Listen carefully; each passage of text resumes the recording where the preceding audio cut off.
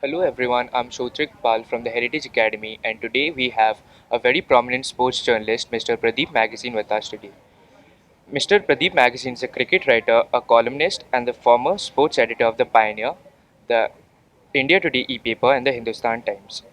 He began his career as a journalist in 1979 with the Chandigarh edition of the Indian Express and was its cricket editor from 1999 to 2000. Thank you, sir, for giving us your precious time. I would like to ask you a few questions. So, my first question is: we know that you're very passionate about cricket. So, what made you fall in love with the game, and when did it happen? It happened in school in early 60s, like anyone else in India. If you are a cricket fan, you love the sport, you watch them playing. It was a popular sport even then, and I saw people playing in the school, and I also wanted to play the game. So, my next question is: can you tell us about the evolution of the sport? Like we had Test matches, then came the ODIs, and now we have T20s now finally. So, can you please tell us about the evolution, how the sport has evolved in our country? Well, from timeless matches, there used to be timeless cricket matches played internationally. Like no 5 days, then became 5 day. And India started with playing 5 day test matches. Then one day cricket came, 50 overs game, which was just a 1 day affair. In 70s, India wasn't very good at it, but then in 83 they won the World Cup, which became so big that one day cricket became extremely popular in India. And with India winning the 2007 T20 World Cup under Mahendra Singh Dhoni, and then the same year, next year, IPL taking place. So it has become shorter and shorter, more popular, but I'm not sure whether it's the game has improved. Whether maybe Test cricket had a lot of nuances, a lot of skill, which are getting lost. Okay, so that brings me to my next question. So, how did you feel when India won its first World Cup under Kapil Dev's leadership?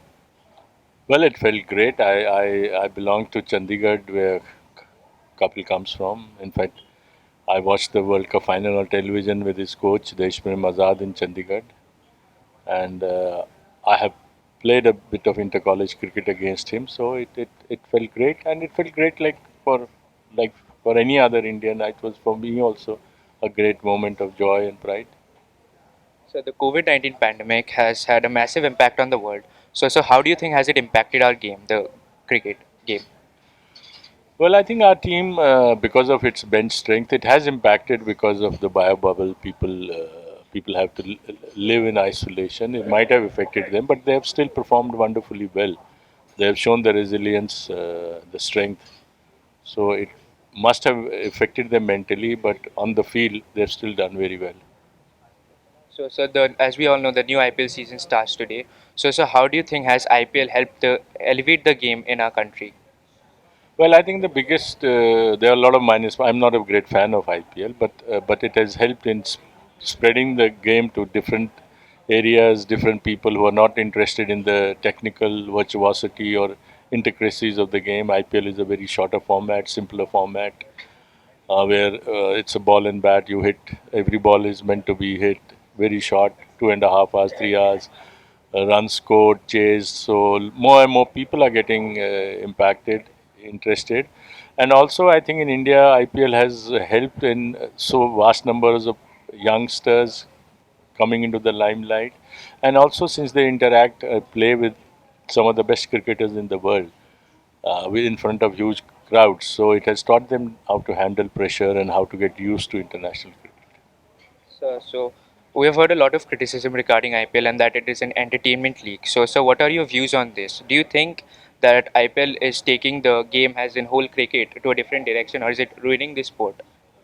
Well, it's definitely impacting Test cricket. More and more cricketers want to play IPL. There's more money in it.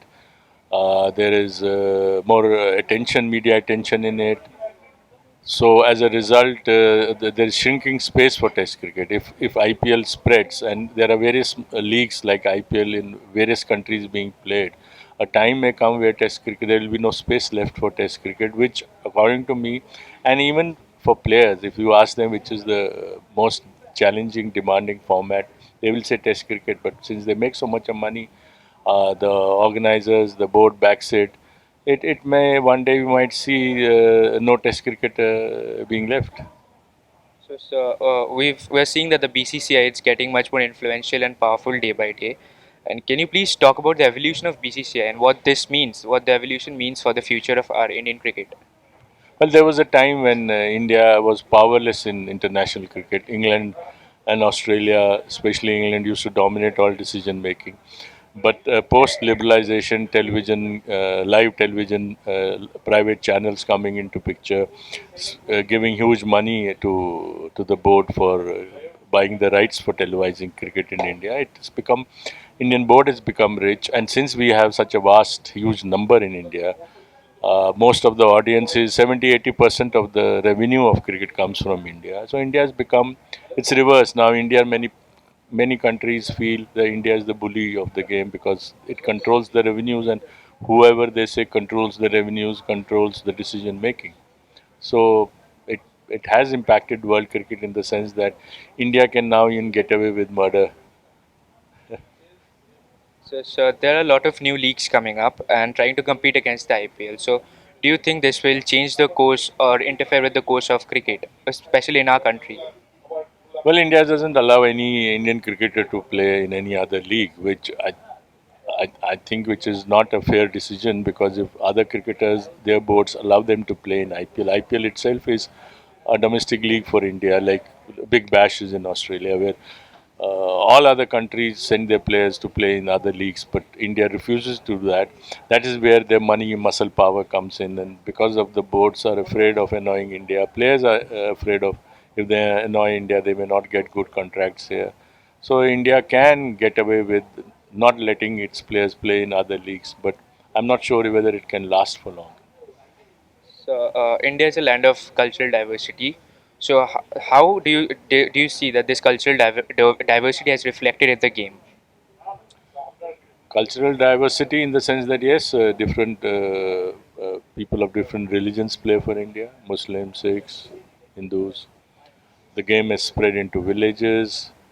It was a preserve of upper castes to begin with, but there are more and more OBCs who are coming into the team. I'm not sure about the Dalits, like if there are any Dalits playing for India, but it's spreading. It's definitely spreading, and I think it needs to get even more diverse. Yes, but yes, there is a diversity of India which is reflected in the Indian cricket team as well. So your book titled Not Just Cricket, A Reporter's Journey, released in December of 2021. So please tell us about your experience and what went through your mind while you wrote the book. Well, it's a memoir, and I was looking at my journey. I'm a Kashmiri who left Kashmir in 60s. My father was transferred out. I've lived through the terrorism period in Punjab. There were a lot of other social, political events which I have seen. I've tried to connect it with cricket, all my interactions with big cricketers, the events I have covered, stories which have not been written before about Kapil Gavaskar, Azhar, Sachin, Bishan Singh Bedi, Tiger Pataudy. There are live interactions with them.